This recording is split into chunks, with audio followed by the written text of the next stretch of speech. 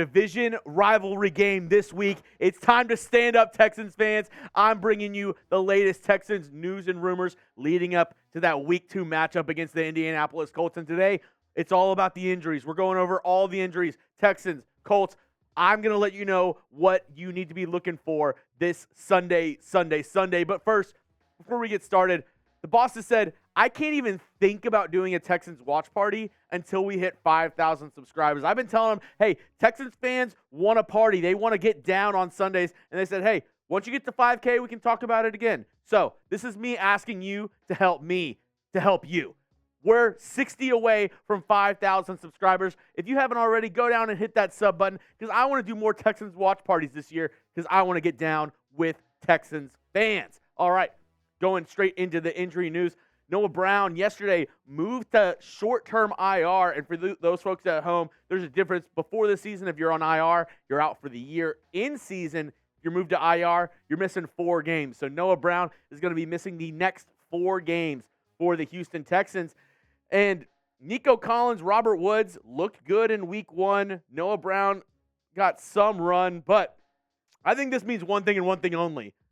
Let Tank cook. Let this man go out there. We all want to see it. We all want to see the H-Town kid go out there and cook everybody out there. And if you're with me, go down and spam 3 in the comment section. We all know Tank, he's electric. He's on fire. I don't care about the jokes. I don't care if he's 4'10". I don't care if he's 4'2". He's running past you because Tank Dell is him. He's that guy, and he's going to be the one giving Texans fans the juice this Sunday. Please, DeMeco. Please, Bobby Slowick, let Tank Dell cook. This is my message to you. That's it. Just let Tank cook.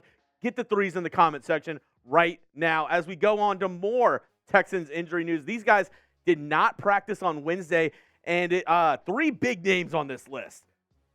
3 massive names on this list. First, Jalen Pitre suffered a bruised lung against the Baltimore Ravens this past Sunday, and, I was kind of doing some digging on the web. Bruised lung usually takes 1 to 2 weeks to heal. So I'm not sure, even if he says he's good to go, I don't even know if it's the best idea to get Pitre out there 1 week away from having a bruised lung, having to stay overnight in Baltimore after the game. I think this week Jalen Pitre needs to settle down, give him 1 week of rest, and come back. But it's concerning news because his other safety, the other captain on the defense, Jimmie Ward, he missed Week 1 as well with a hip injury, and he's not at practice today. So he's missed practice all week. He was out last week with that hip injury. Things not looking good for Jimmie Ward to play this Sunday, and that's going to be huge news for the Texans if both are out. Both the top players on the defense, both in the secondary, both captains of the defense going to be out. Not a good look. Luckily, they're going up against the Colts. Anthony Richardson, not known for, slinging it and just slicing, dicing defenses with his arm. He's going to be more on the ground. So that's, I guess, a little bit of a bright side, but you never want your 2 best players on defense to not be in the game on Sunday. And some good injury news. Didn't practice on Wednesday, but was reportedly back at practice today. Laremy Tunsil, the left tackle, the best offensive lineman for our Houston Texans. He's back at practice today. I think it was just a precautionary measure. I would be surprised if Tunsil didn't play this weekend, but all 3 of those guys missed practice on Wednesday. Tunsil, the only one who came back to practice today on Thursday. But I want to know from you at home, which of these injuries worries you the most? For me, I would say it's Pitre. This is my guy right there. I really need him to get back healthy. And the reason why it worries me the most is because I think, he can rush back, and it could be bad for him moving forward. I don't want to see him go back out there this next week and then get affected by that bruised lung, by that chest injury. So I'm typing my Pitre, but if you disagree, go ahead and type Ward for Jimmie Ward, Tunsil for Laremy Tunsil. Let me know which of these worries you the most heading into this weekend. And we went over the guys who were not at practice on Wednesday. These guys were limited on Wednesday. Graylin Arnold, the safety, 3 safeties on the injury report. This secondary is just getting worked over. Blake Cashman, still dealing with that hamstring injury, was limited on Wednesday. George Fant, your right tackle. So your left tackle and right tackle on the injury report. John Meche, who is back at practice, working through that hamstring injury. Really excited to see him. Denzel Perryman with an ankle wrist injury. Dalton Schultz with a thigh. And Robert Woods just has rest. I guess he's an old man. Needs some rest. But like I said, John Meche, could he be making his NFL debut, his NFL regular season debut against the Indianapolis Colts? What a story. Battled leukemia last year to come back this year even stronger. John Meche, I can't wait to see him play in a regular season game. I mean, I can't even lie. I might get a tear in my eye if I see him get a touchdown catch this weekend if he's playing, because what this young man's been through and what he's been able to overcome is really one of the best stories in the NFL. John Meche, hats off to you. I really hope we get to see your NFL debut this weekend. George Fant hurt in the Ravens game as well. Shoulder injury, and that's not good news for the Texans whatsoever. I mean, this Texans O-line might be the most injured position group out of any team in the NFL. The Texans offensive line has been battered, bruised, every adjective, every, synonym of that you can use. That's what's happening to the Texans offensive line. Jarrett Patterson, Josh Jones actually played decent week one. Jarrett Patterson missed a couple blocks, but I mean, for a 6th-round rookie, he didn't play horrendous.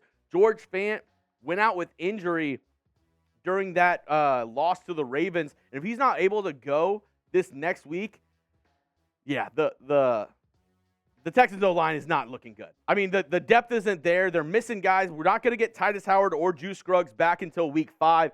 So this, makeshift patchwork offensive line really needs these guys to stay healthy. George Fant, I hope it's just like a little bit of an injury and he's able to get back out there, but we shall see moving forward. I'll keep you all updated. That's another reason why you got to subscribe. And guy who I feel bad for, Blake Cashman, looked great all throughout the preseason, but it seems like he's lost his spot. Jake Hansen started last week, and DeMeco Ryans elevating the rookie Henry Tohoto from Alabama this week. He's starting at the linebacker spot, and it just seems like, Blake Cashman might have lost his opportunity. He played well. He might be able to get in there in a rotational sense, but at the same time, I think him not starting week one, him not being available, really hurt him in the long run through this season. We'll get back to more injury news in just a second, but I got to show some love to our sportsbook sponsor, BetUS, and they're giving you the best deal on the planet, in the universe.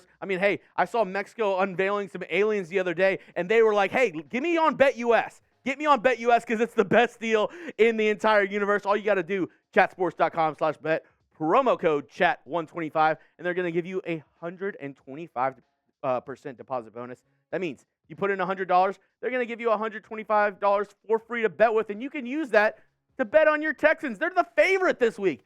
I mean, only a 1-point favorite, but you're basically a pick 'em. If you're betting on the Texans, you're betting on them to win. They're a 1-point favorite. Total over-under, 39.5. Give me the over.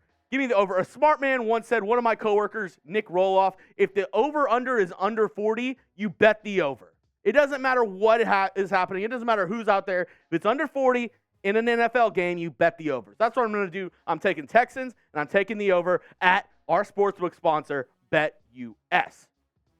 Now, on to Colts. Their injury report going across enemy lines. Quentin Nelson, he did not practice on Wednesday. Braden Smith did not practice on Wednesday. 2 of the starting offensive linemen for the Colts. Very interesting.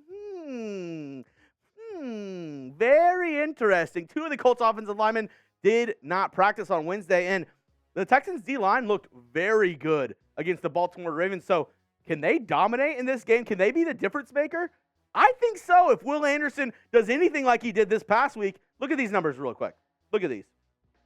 6 tackles, 1 sack, 2 QB hits, and a pass rush win rate. That's what PRWR stands for. Pass rush win rate of 31%. Good for 4th in the entire NFL amongst pass rushers. And he's a rookie, folks. He's a rookie. And he had the 4th best pass rush win rate amongst the entire NFL. Can he feast? Can he feast, especially if Braden Smith is injured or if he's out? I would love to see this Texans defensive line kind of take this game over and really make some big plays, maybe get a forced fumble, maybe get a huge sack here and there. I'm really looking for this Texans defense, especially the defensive line, to step up.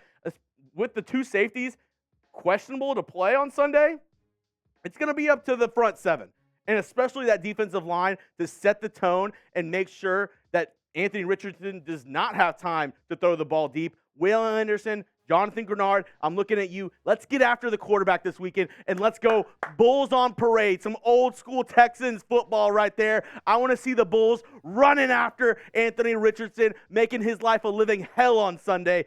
I think we can do it. And if you think they can do it as well, follow me on Twitter at Jeremy Chuggs, because I'm giving you Texans content 24/7, the latest Texans news and rumors on Twitter, X, whatever you want to call it. And like I said, I want to do watch parties here. I'm trying to get this place pumping. So the only way I can do that is if you hit that subscribe button. Once we hit 5K subscribers, I can talk to my boss and say, hey, we need Texans watch parties. We need more Texans content, because these fans, they're no joke.